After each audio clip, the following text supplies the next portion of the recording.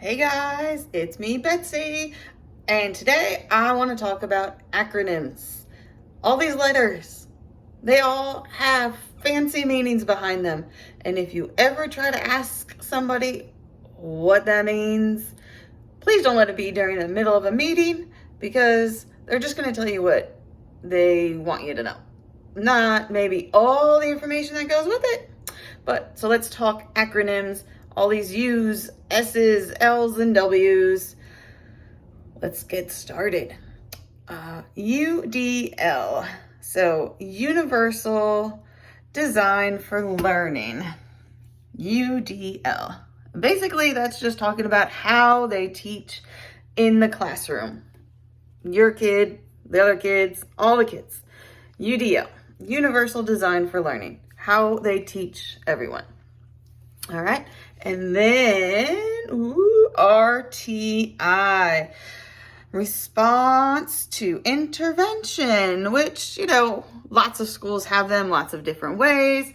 It all comes down to what are the things that you're doing to help the student be successful? And is it working? Are they responding to this intervention that you're doing for them? So RTI, Response to Intervention. So MTSS, MultiTier Support System. That means now we're getting down to the nitty gritty. Okay, so we gave them extra tutoring. We did small groups with them. We had all these interventions with them, but they're still not improving on those tests that they're taking in the classroom. They're not improving on the iReady test. I don't know if your school uses that or not, but our county uses the iReady test. And, so are they improving on those scores? Are they making movement and stuff from those interventions that you gave? So that's kind of like a tier 1 of the MTSS, multi-tier supports. Then, if tier 1 isn't really working, if those interventions are not helping, if those ideas are still creating some kind of barrier, this could also include, before I forget, a tier 1 intervention in this multi-tier system would be, giving manipulatives and stuff.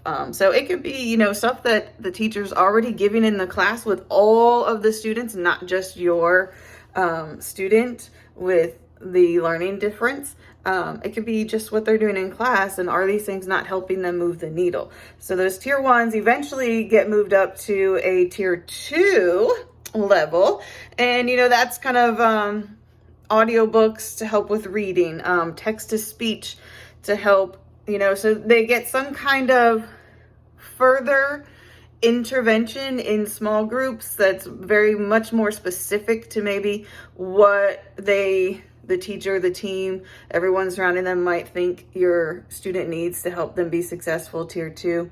And then tier 3 is even more of a multi-tier system of support, where maybe they do pull-outs twice a week and they get help with the reading coach and stuff. Or maybe they do an after-school program, like we had Success Club at my son's school, where he would attend twice a week after school, and they would focus on reading and things. And again, are these things helping them to improve?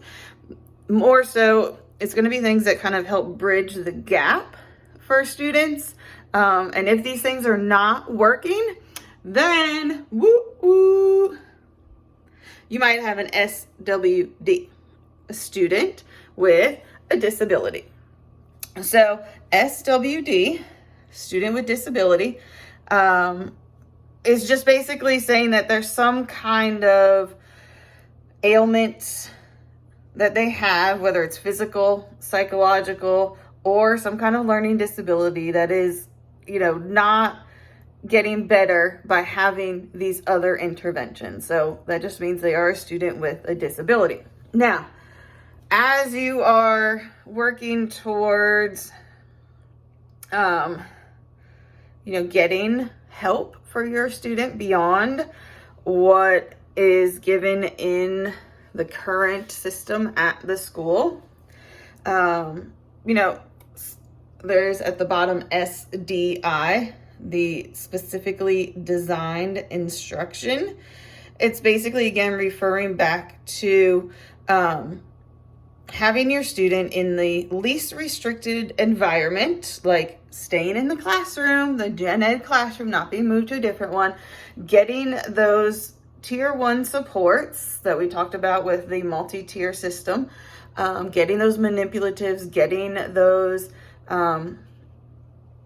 technology supports, maybe having some kind of extra small group instruction when it's, time to practice your classwork on your own or something, so the specifically designed instruction is part of that tier 1 approach to helping the students get the content delivered to them in a different way, like a manipulative, right? So students with disabilities, will have stuff like that in their IEPs and such. And then the final acronym for today, SLD. Now, this is not all the acronyms that you'll come across, but this is the final one for today. SLD, a specific learning disability. Specific learning disability is the actual item that gets put on documentation as to what is the issue. Dyslexia, dyscalculia,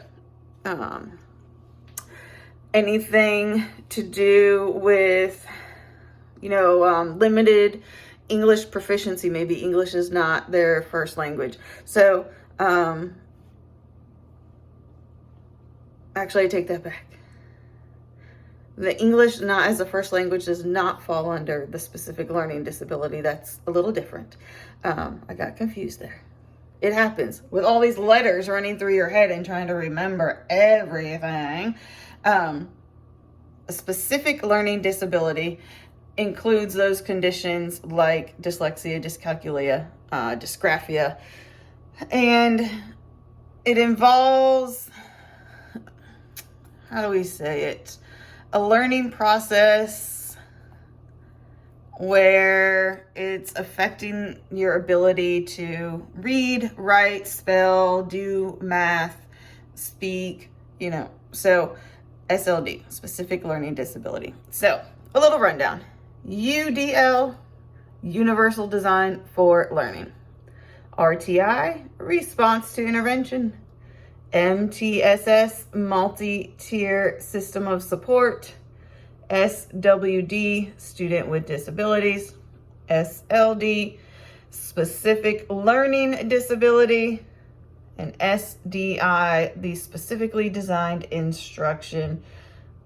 Those are the acronyms for today. Talk to y'all soon.